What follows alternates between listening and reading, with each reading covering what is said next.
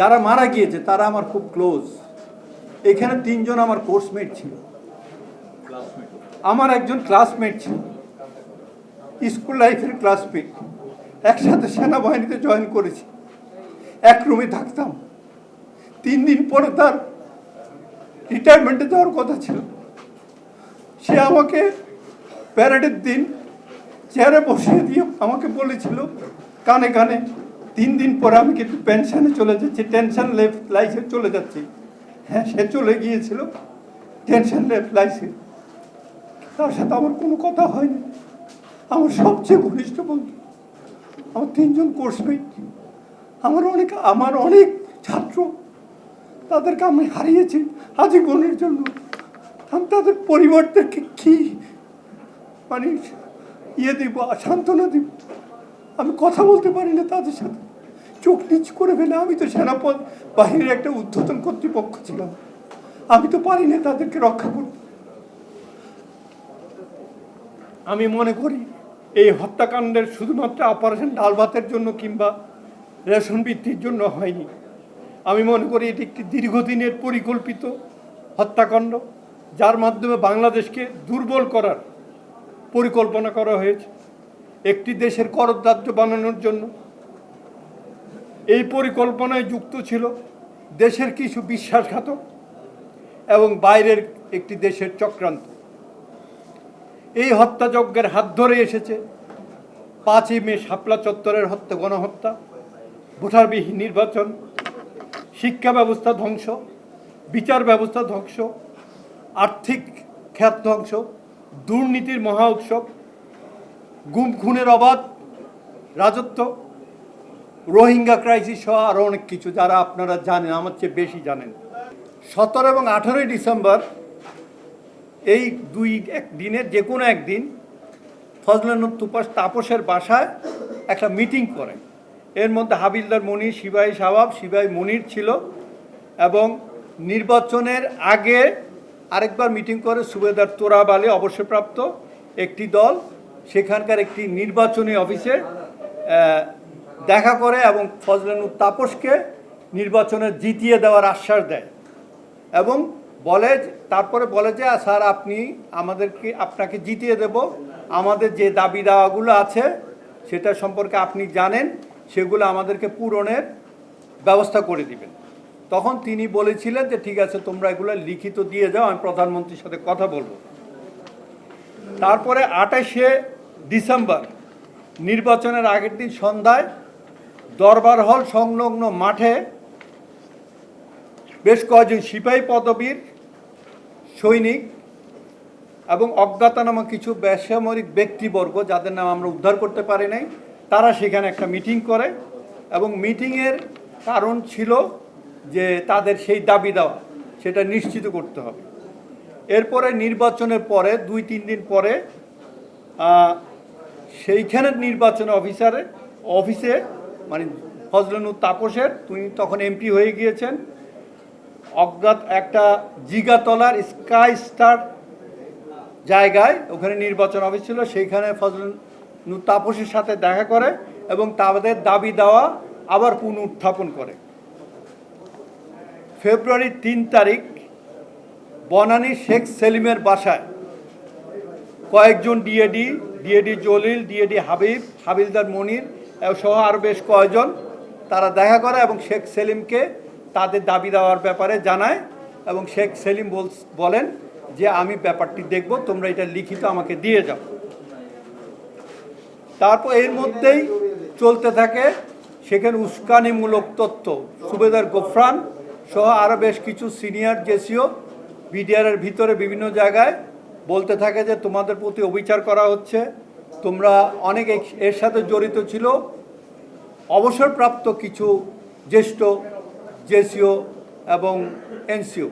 তারা বলতে থাকে যে দেখো, আমাদের সময়ে আমরা মানে অনেক জায়গায় উপরি কামাই করেছি, তোমরা এটা করতে পারছো না, করতে না পারলে তোমরা বাড়িটার এগুলো কিছু করতে পারবে না, আর এই যেখানে যদি আর্মি অফিসার থাকে এটা তোমাদেরকে করতে দিবে না, তোমরা বিসিএস ক্যাডারের জন্য দাবি জানাও।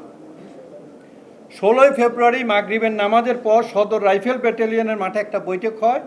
সেখানে সিদ্ধান্ত হয় যে অফিসারদেরকে জিম্মি করে তারা দাবি দাওয়া আদায় করবে। এইখানে মানে সিপাহী পর্যায়ে, সিপাহী এবং করণিক পর্যায়ে এরা উপস্থিত ছিলেন। 18ই ফেব্রুয়ারি 7:30টায় জাকিরের কোচিং সেন্টারে 1 ঘণ্টাব্যাপী একটি বৈঠক হয়।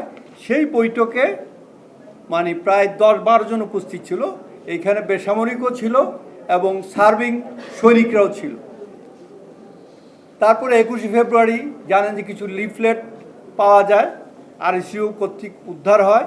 এটার জন্য একটা কাউন্টার লিফলেট তৈরিও করা হয়, এটা কয়েকটা জায়গায় বিতরণও করা হয়। তারপরে আরেকটি জিনিস হচ্ছে যে এই জিনিসটা যে আগে থেকে হতো মানে পরিকল্পিত, সেখানে ডিএডি লুৎফর রহমানের ছেলে, ডিএডি লুৎফর রহমান তখন ঢাকায় থাকতেন না, তার ছেলে ঢাকা কলেজে পড়তো, ডিএডি তৌহিদের বাসায় থেকে পড়াশোনা করত। জাস্ট ঘটনা ঘটার 3-4 দিন আগে ডিএডি লুৎফর রহমান তার ছেলেকে নেত্রকোণে তাদের বাসায় নিয়ে যান, কি কলেজ থেকে খোলা ছিল। তারপরে কর্নেল এলাহি যিনি মারা গিয়েছেন, যিনি সর্বশেষ সেনা সদস্য মানে যাকে হত্যা করা হয় একদম 26শে ফেব্রুয়ারির ভোর রাতে, তার মোবাইলে একটা আমরা মেসেজ পাই, তখন সে মারা নেয়, তার মোবাইল করে সেখানে লেখা ছিল, তার অফিসারদেরকে সে মানে একটা উপদেশ দেয়, সাবভার্সিভ অ্যাক্টিভিটিস হওয়ার সম্ভাবনা আছে, তোমরা সাবধানে থেকো। সে তখন দিনাজপুরের সেক্টর কমান্ডার ছিল, কেবল জয়েন করে সে বিডিআরের মানে সপ্তাহের এসেছে। 22শে ফেব্রুয়ারি বাড়তি নিরাপত্তা নেওয়া হয়, অফিসারদের কোয়ার্টার গার্ডে নিরাপত্তার দায়িত্ব দেওয়া হয়, ডিউটি দেওয়া হয়। এটা আমার কাছে মনে হয় একটা অ্যাবনর্মাল একটা সিচুয়েশন। সাধারণত কোয়ার্টার গার্ডে কখনো অফিসার ডিউটিতে থাকেন না। আমার 37 বছরের জীবনে আমরা কখনো এটা দেখি নাই। আমি 79 সালে কমিশন প্রাপ্ত, সে সময় আপনারা জানেন একটার পর একটা কু হতো, আমরা কোয়ার্টার গার্ডে ডিউটি দিতাম না, আমরা ইউনিটে থাকতাম। কিন্তু এখানে একটা নিয়ম করা হলো যে অফিসার কোয়ার্টার গার্ডে থাকবে। তারপরে 23শে ফেব্রুয়ারি এক সৈনিকের পাশে, আমরা সৈনিকের নামটা বের করতে পারি নাই, কয়েকজন ডিএডি একটা মিটিং করে। 24শে ফেব্রুয়ারি তো প্যারেড হয়, প্যারেড যাওয়ার আমিও ছিলাম, ওইখানে প্রধানমন্ত্রীদের বক্তৃতা এবং অন্যান্য অনুষ্ঠান শেষে চলে যান। তারপরে 24শে ফেব্রুয়ারি সন্ধ্যার পরে একটা অসন্তোষ তৈরি করার প্রচেষ্টা হয়। সেটা হচ্ছে যে বিভিন্ন জায়গায় বলা হয় যে আমরা আমাদের যে দাবি দাওয়া দিয়েছিলাম, প্রধানমন্ত্রী সেই দাবি দেওয়ার ব্যাপারে তার বক্তৃতায় কোনো ধরনের বক্তব্য প্রদান করেন নাই। তাহলে আমরা কি করব? এটা আমাদের যে এই কষ্ট করে আমরা বিভিন্ন জায়গায় গেলাম, ওনারা কি বলেন নাই? তাহলে আমাদেরকে অন্য কোনো ব্যবস্থা নিতে হবে। তারপরে ওই দিন রাত্রে 7:30টায় 44 রাইফেল ব্যাটালিয়নের মাঠে একটা বৈঠক হয়। আনুমানিক 17 থেকে 18 জন ছিল, এর মধ্যে অধিকাংশ হচ্ছে যে সৈনিক। এরা যখন দেখছে যে এখানে কিছু ব্যক্তি আসছে যারা অপরিচিত, তখন তারা ওইখানে কোনো আলোচনা করা যাবে এটা উচিত মনে করেনি, তারা এইখান থেকে চলে যায়। তারা বিডিআর গেটের বাইরে গিয়ে, দরবার হলের কাছে যে গেটটা আছে তার বাইরে গিয়ে 200 গজ সামনে গিয়ে একটি কোচিং সেন্টার ছিল যেটা সিপাহী জাকিরের, সেটা ভাড়া দেওয়া ছিল, সেখানে গিয়ে তারা একটা মিটিং করে, প্রায় 1 ঘন্টার মতো একটা মিটিং। সেখানে যেই জিনিসটা মানে সিদ্ধান্ত হয়, ডিজি এবং ডিডিজিকে জিম্মি করা হবে এবং দায়িত্ব দেওয়া হয় জিম্মি করার জন্য সিপাহী মাইন ডিজিকে জিম্মি করবে এবং ডিডিজিকে জিম্মি করবে সিপাহী কাজল, আর তাদের মাধ্যমে অন্যান্য অফিসারদেরকে জিম্মি করবে এবং তাদের মাধ্যমে বাকি দাবি দেওয়া তারা আদায় করে নেবে। তারপরে 24শে ফেব্রুয়ারি রাত্রে বেসামরিক ব্যক্তি মানে এগুলো আপনারা জানেন, আমি আর এটা মানে করতে চাই না। হ্যাঁ, তারপরে দরবার হলে জানেন যে সিপাহী মাইন ঢুকে বেহুশ হয়ে পড়ে, সিপাহী কাজল চলে যায়। এরপরে গুলির আওয়াজ হয়, গুলির আওয়াজের সাথে সাথে মানে ওই দরবার হলে যারা উপস্থিত ছিল বিডিআর সদস্য, তারা একযোগে মানে চারিদিকে গ্লাস লাগানো ছিল, সেই গ্লাস ভেঙে বের হয়ে যায়। তো এইখানে একটা কথা আমরা শুনেছি, এটা আমরা কনফার্ম করতে পারিনি। কে বলেছে যে বাড়িতে একটা ভিতর থেকে একটা শব্দ হয় জাগো অথবা ভাগো, এই শব্দের সাথে সাথে সবাই মানে চলে যায়। শুধুমাত্র বিডিআরের সিনিয়র জেসিও এবং রিলিজিয়াস টিচার ইনারা থেকে যান, মানে রিলিজিয়াস টিচার মানে যারা কোরআন পড়বে তাদের ইয়ে করেন। চলে যাওয়ার পরে মানে তখন ডিজি হতভম্ব হয়ে ব্যাপারটা হলো কি, তখন তিনি মানে এর মধ্যে যে ওই যে দুজন যে সৈনিক মানে সিপাহী মাইন যে বেহুশের মতো পড়েছিল, তার যে অস্ত্রটা ছিল সেই অস্ত্র নিয়ে মেজর আজিজুল হাকিম গুলি ভরতেছিল, যেহেতু বাইরে গুলি হয়েছে সে গুলি করবে।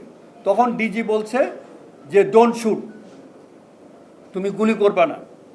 তো চারিদিকে মানে এর মধ্যে গোলাগুলি শুরু হয়ে গেছে। ওনারা সব গ্রিন রুমে গিয়ে আশ্রয় নিলেন। আমার পাশে ডান পাশে যিনি আছেন তিনিও ওইখানে উপস্থিত ছিলেন। তারপরে এর মধ্যে বিভিন্ন জায়গায় জেনারেল শাকিল টেলিফোন করেন, প্রধানমন্ত্রীকে টেলিফোন করেন, ডিজি র্যাবকে টেলিফোন করেন, সেনা প্রধানকে টেলিফোন করছেন। সবাই আশ্বাস দেয় আসবে, কিন্তু কেউ আসে নাই। তারপরে DMO director military operation brigadier Zia আমার ডান পাশে যে আছে তাকে একটা টেলিফোন করে এবং অবস্থা কি জানতে চায় এবং বলে যে আমরা 2টা ব্যাটালিয়ন পাঠিয়েছি। 10:30টার দিকে দরবার হলের ভিতরে বিদ্রোহীরা চিৎকার করে, যারা স্টেজের ভিতরে অফিসাররা লুকিয়েছিল তাদেরকে বাইরে আসতে বলে। ওনারা যখন বাইরে আসে দেখে যে সবার মুখে ওই যে কাপড় বাঁধা, এগুলো হচ্ছে ফ্ল্যাগের কাপড়, লাল নীল হলুদ কাপড়, এবং হাতে সবার রাইফেল। তারপর বলে যে তোমরা বেরিয়ে আসো, তোমরা র্যাঙ্ক খুলো, তোমরা এক লাইনে দাঁড়াও, তোমরা শুয়ে পড়ো। এই অবস্থায় কয়েকজন অফিসার ডিজি এবং ডিডিজিকে বললেন স্যার আপনারা চলে যান। ডিজি এবং ডিডিজি যেই মুহূর্তে দরবার হলের বাইরে পা রাখলেন সাথে সাথে একসাথে 4 জন গুলি করল, গুলি করা এবং একসাথে 4 জন। এই 4 জনের মধ্যে আমরা 2 জনের নাম খুঁজে পেয়েছি। সেই 2 জন হচ্ছে সিপাহী মুহিত, সিপাহী সেকান্দর।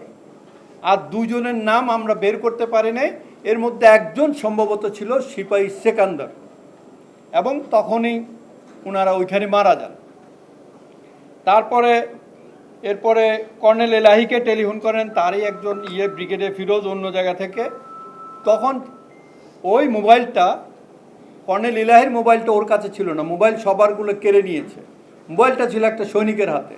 সৈনিকটা রিসিভ বাটনের মানে স্টপ বাটনের পরিবর্তে রিসিভ বাটনে চাপ দিয়ে দেয়। তখন ওই মোবাইল অন থাকাতে ওই ব্রিগেডিয়ার শুনতে পাচ্ছিলেন। তখন সে বলছিল যে মানে এই গুলির আওয়াজ, গুলির অর্ডার হচ্ছে, ডিডিজি মারা গেছে, সাবাস, এই সমস্ত কথাবার্তা, আরও খুন হবে, এই জিনিস তিনি বলতে থাকেন।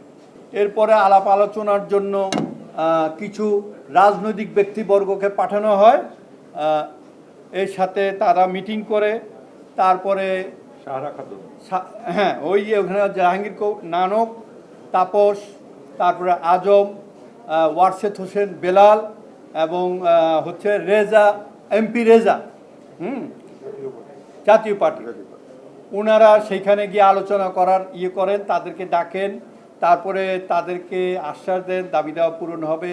তারপরে তাদেরকে দাওয়াত দিয়ে প্রধানমন্ত্রীর সাময়িক বাসভবন যমুনাতে নিয়ে যান।